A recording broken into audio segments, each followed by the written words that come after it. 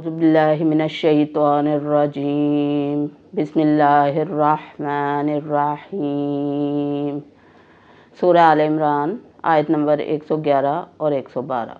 अल्लाह ताला फरमाते हैं, लन यज़ुर्रुकुम इल्ला अज़ा वइन युकातिलुकुम यवल्लुकुमुल अदबार सुम्मा ला युनसरून ज़ुरिबत अलैहिमुज़्ज़िल्लतु ऐनमा सुकिफू इल्ला बिहब्लिम मिनल्लाहि व हब्लिम मिनन्नासि व बाउ बिग़ज़बिन मिनल्लाहि व ज़ुरिबत अलैहिमुल मस्कना ज़ालिका बिअन्नहुम कानू यकफुरूना बिआयातिल्लाहि व यक़्तुलूनल अंबियाअ बिग़ैरि हक़्क़ ज़ालिका बिमा असौ व कानू यअतदून। सदक़ल्लाहुल अज़ीम। लन यज़ुर्रुकुम, हरगिज़ नुकसान नहीं पहुंचा सकेंगे तुम्हें, हरगिज़ ज़रर नहीं पहुंचा सकेंगे तुम्हें, इल्ला सिवाय अज़ा, थोड़ी सी तकलीफ़, कोफ्त, थोड़ी सी परेशानी। व इन युकातिलुकुम, वा और इन अगर, युकातिलुकुम वो तुमसे लड़ें, तुमसे जंग करें, युवल्लुकुमुल अदबार तो वो तुमसे पीठें फेर जाएंगे, तुमसे पुश्तें फेर लेंगे। सुम्मा फिर ला युनसरून वो मदद नहीं किए जाएंगे। ज़ुरिबत डाल दी गई, मार दी गई, मुसल्लत कर दी गई, चिमटा दी गई, अलैहिम उन पर, अज़िल्लतु ज़िल्लत, ऐना मा जहाँ कहीं, सुकिफू वो पाए गए, इल्ला सिवाय, बिहब्लिन साथ रस्सी या ताल्लुक़, मिनल्लाही अल्लाह से, वहब्लिम मिनन्नासी वा और, बिहब्लिन साथ रस्सी या ताल्लुक़, मिनन्नासी लोगों के साथ, लोगों से, वबाऊ और वो लौटे, वो पलटे, वो वापस हुए, बेग़ज़बिन गुस्से के साथ, गज़ब के साथ, मिनल्लाही अल्लाह की तरफ से, वज़ुरिबत और डाल दी गई, मार दी गई, अलैहिम उन पर, अलमस्कना मस्कीनी, मोहताजी, बेहिम्मती। ज़ालिका ये, बिअन्नहुम इस वजह से, कानू वो थे, यकफुरूना इनकार करते, बिआयातिल्लाही अल्लाह की आयात का, व यक़्तुलूनल अंबियाअ बिग़ैरि हक़्क़ व यक़्तुलूना और कत्ल करते थे, अल अंबियाअ नबियों को, बिग़ैरि हक़्क़ बग़ैर हक़ के। ज़ालिका बिमा असौ व कानू यअतदून, ज़ालिका ये इस वजह से, बिमा जो, कानू वो थे, असौ नाफरमानी करते, व कानू असौ वो नाफरमानी करते, कानू वो थे, यअतदून हद से बढ़ने वाले, हद से तजावुज़ करने वाले। अल्लाह ताला फरमाते हैं, ये आयात जो हैं ये अहले किताब के बारे में हैं और यहूदियों के बारे में ख़ास तौर पर।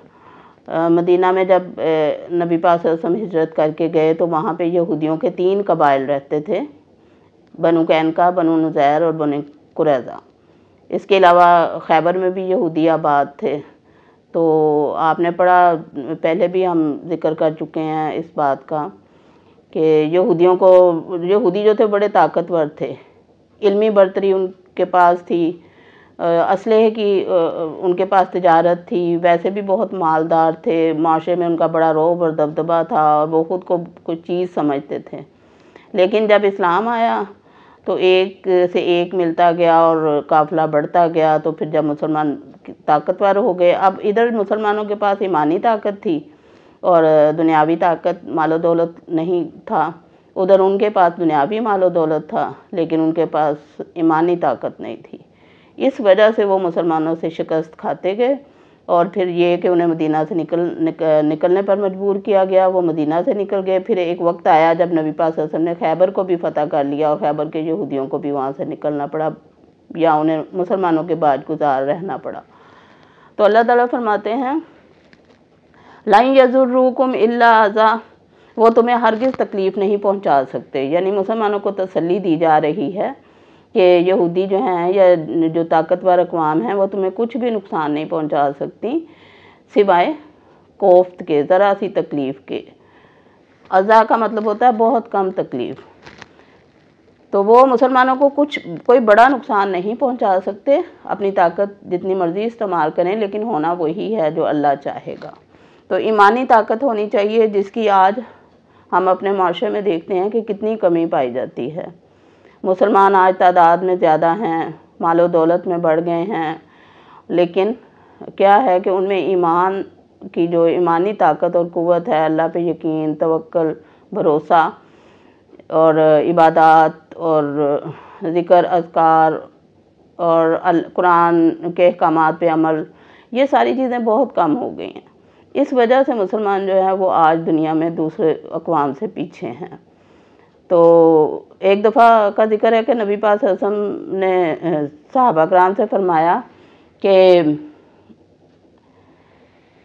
ایک وقت آئے گا کہ مسلمان تعداد میں بہت زیادہ ہو جائیں گے، لیکن دوسری اقوام ان پر ایسے ٹوٹ پڑیں گی جیسے کوئی بھوکے لوگ دسترخوان پر ٹوٹ پڑتے ہیں، جبکہ مسلمان جو ہیں اس وقت سمندر کی جھاگ کی طرح ہوں گے، بہت زیادہ۔ تو صحابہ کرام نے عرض کیا کہ یا رسول اللہ صلی اللہ علیہ وسلم، تو یہ کیا وجہ ہے کہ اتنے مسلمان ہوں گے، تعداد میں زیادہ ہوں گے، تو وہ طاقت ان کی کیوں کم ہوگی؟ تو آپ صلی اللہ علیہ وسلم نے فرمایا کہ اس وجہ سے کہ ان میں واہن پیدا ہو جائے گا۔ تو صحابہ کرام نے عرض کی کہ یا رسول اللہ صلی اللہ علیہ وسلم یہ واہن کیا ہے؟ تو آپ صلی اللہ علیہ وسلم نے فرمایا دنیا کی محبت اور موت کو یاد نہ رکھنا، یعنی آخرت سے لا تعلقی اور دنیا سے محبت، مال و دولت سے محبت، یہ واہن ہے۔ تو وہ حالات ہم آج دیکھ رہے ہیں، اللہ تعالیٰ رحم فرمائے ہم مسلمانوں پہ۔ فرمایا لَن یضروکم الا اذی، وہ تمہیں کچھ نقصان نہیں پہنچا سکتے سوائے تھوڑی سی تکلیف کے۔ وَإِن یقاتلوکم یولوکم الادبار ثم لا ینصرون، اگر وہ تم سے جنگ بھی کریں، انہیں جنگ بھی کرنی پڑے تو وہ پیٹ پھیر جائیں گے اور پھر ان کی مدد نہیں کی جائے گی۔ یعنی مسلمانوں کے رعب اور دبدبہ اتنا ہوگا کہ وہ مسلمانوں سے دب جائیں گے اور بھاگ جائیں گے، جنگ میں وہ مسلمانوں کا مقابلہ نہیں کر پائیں گے۔ اور ایسا ہی ہوا، خیبر کا اپنے پڑھا ہے واقعہ کہ کس طرح سے قلعہ فتح ہوا اور مسلمانوں کو فتح ہوئی اور وہ لوگ جزیہ اور خراج دینے پہ مجبور ہو گئے۔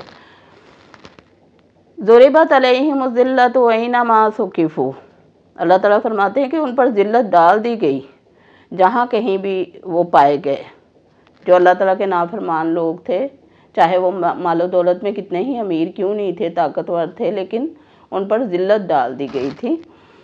الا بحبل من اللہ وحبل من الناس، سوائے یہ کہ انہیں اللہ کی مدد ہوتی، اللہ کی رسی ان کے ہاتھ میں ہوتی، اللہ سے تعلق ان کا مضبوط ہوتا، یا پھر یہ کہ دنیاوی طور پر لوگوں کے ساتھ ان کے تعلقات اچھے ہوتے۔ جیسے آج کل ہم دیکھتے ہیں کہ یہودیوں کی جو پاور ہے وہ عیسائیوں کی وجہ سے ہے۔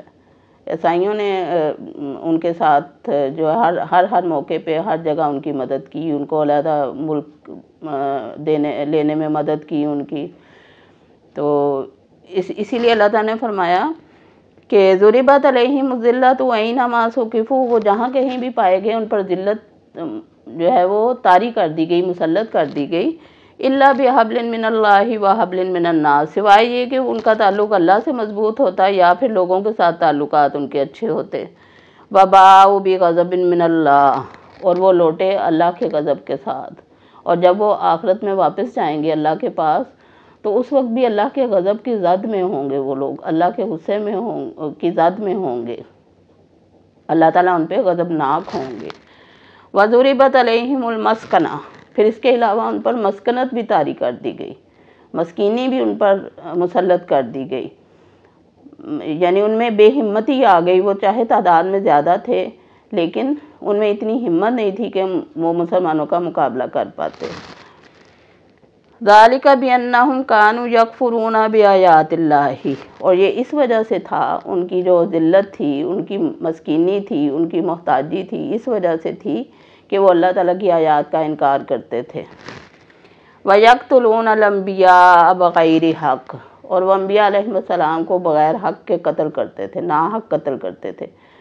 آپ کو یاد ہوگا یہ آیات ہم نے سورہ بقرہ کے 7ویں رکوع کے آخر میں بھی پڑھی تھیں، یہی آیات تھیں بیانی ہی، تو تھوڑا بہت فرق کے ساتھ، لیکن یہی واقعات اس میں بیان کیے گئے تھے کہ وہ انبیاء علیہ السلام کو قتل کر دیتے تھے۔ آپ کو پتہ انہوں نے حضرت زکریہ علیہ السلام کو، حضرت یحییٰ علیہ السلام کو کس بے دردی سے انہوں نے نعوذ باللہ قتل کیا تھا۔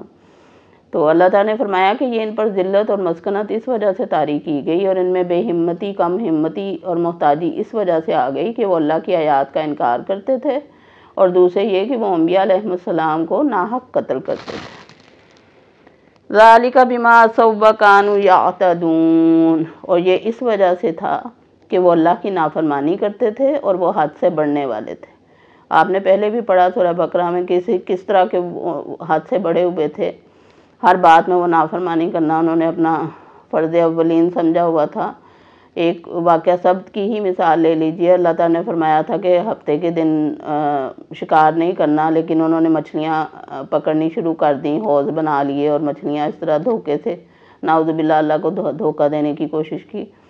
تو اللہ تعالیٰ فرماتے ہیں کہ وہ اس وجہ سے یہ سارا ان پہ وبال آیا، کیونکہ وہ اللہ تعالیٰ کی آیات کا انکار کرتے تھے اور حد سے بڑھ جاتے تھے۔ اللہ تعالیٰ جو حدود قائم کرتے تھے، جو ان کو حدود دیتے تھے، اس میں وہ حد سے بڑھ جاتے تھے۔ امیروں کے لیے الگ قانون بنائے ہوئے تھے، غریبوں کے لیے الگ قانون بنائے ہوئے تھے، اللہ تعالیٰ کی حلال کردہ چیزوں کو حرام کیا ہوا تھا۔ غرض یہ کہ ہر طرح سے وہ اللہ تعالیٰ سے مقابلہ بازی پہ تلے ہوئے تھے، نعوذ باللہ۔ اللہ تعالیٰ سب کو ہدایت دے، سب کو اللہ کا فرما بردار بنائے، اللہ تعالیٰ کی اطاعت کرنے کی، اللہ کے آخری نبی صلی اللہ علیہ وآلہ وسلم کی اطاعت کرنے کی توفیق دے، قرآن پاک پڑھنے، سمجھنے، اس پر عمل کرنے کی سب کو توفیق دے، آمین۔ وما علینا الا البلاغ۔ سبحانک اللہم و بحمدک، اشہد ان لا الہ الا انت، واستغفرک واتوب الیک۔ اللہ حافظ۔